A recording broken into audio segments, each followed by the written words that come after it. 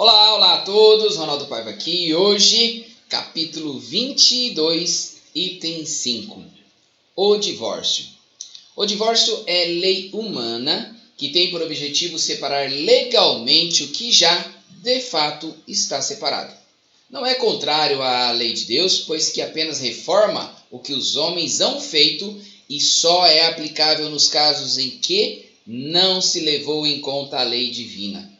Se fosse contrário a essa lei, a própria igreja seria obrigada a considerar prevaricadores aqueles de seus chefes que, por autoridade própria e em nome da religião, hão imposto o divórcio em mais de uma ocasião.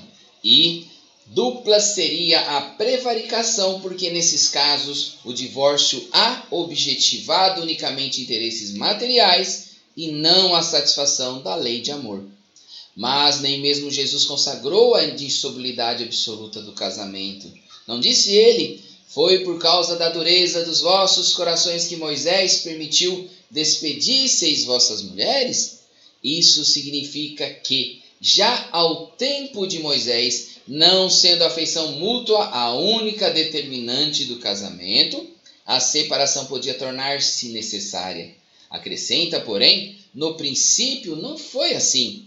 Isto é, na origem da humanidade, quando os homens ainda não estavam pervertidos pelo egoísmo e pelo orgulho e viviam segundo a lei de Deus, as uniões derivando da simpatia e não da vaidade ou da ambição, nenhum ensejo davam ao repúdio.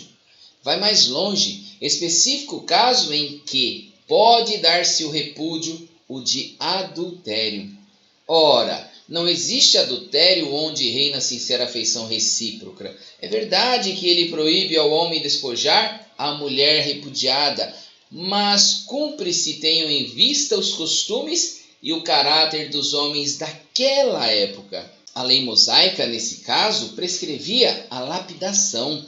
Querendo abolir um uso bárbaro, precisou de uma penalidade que o substituísse e a encontrou no opróbrio, que adviria da proibição de um segundo casamento. Era, de certo modo, uma lei civil substituída por outra lei civil, mas que, como todas as leis dessa natureza, tinha de passar pela prova do tempo.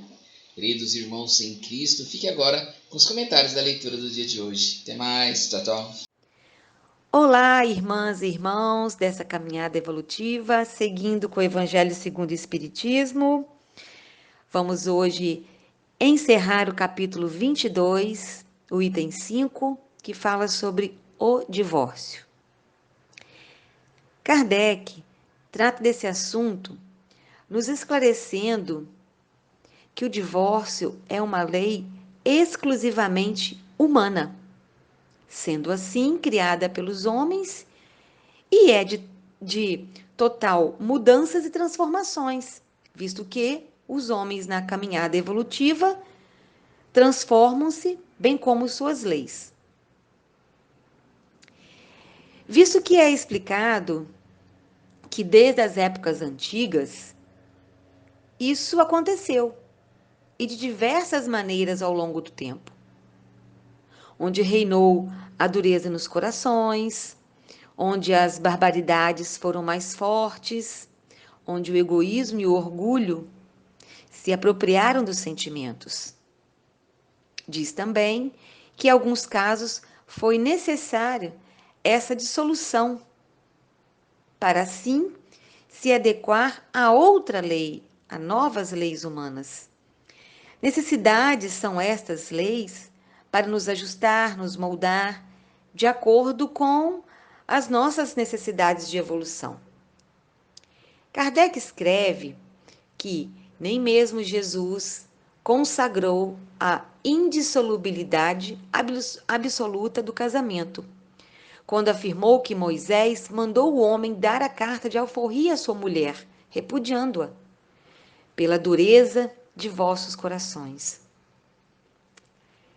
Que tanto naquela época, como ainda hoje, não fazemos do amor a base dos casamentos.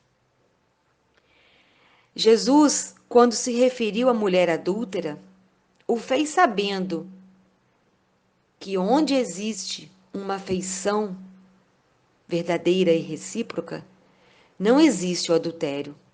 E, ao mesmo tempo, ele quis abrandar uma lei humana daquela época, onde era vigente a morte pela lapidação da mulher adúltera. Então, logo após, uma substituição da lei. Sempre uma lei por outra. Que, como todas as leis dessa natureza, sofreriam e sofrem transformações no decorrer do tempo. Lembrando também que foi dito ontem no áudio, somente a lei de Deus é perfeita. Porque a lei divina não se faz existir nos casamentos de conveniência, casamentos por interesses sociais, familiares, financeiros, ou onde se confunde sentimentos por atração física, em querer possuir alguém, onde se implanta as necessidades da vaidade, do orgulho, do egoísmo. Nós estamos em construção e as leis também. Mas, se formos analisar os casamentos, que muitas e muitas vezes, por serem relacionamentos difíceis, mas existindo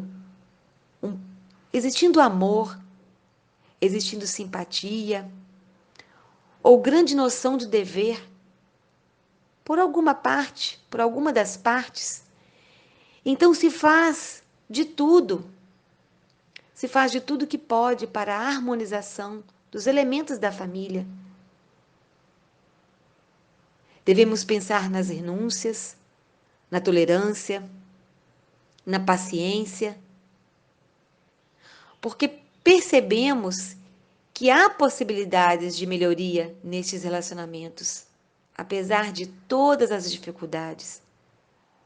Aí sim, aí a lei divina está presente.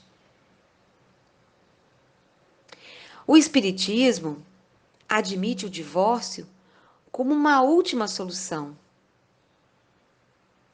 Nos difíceis relacionamentos conjugais, onde o amor não se faz presente, para evitar males maiores e propiciar aos cônjuges e aos demais familiares novas oportunidades de uma melhor qualidade de vida.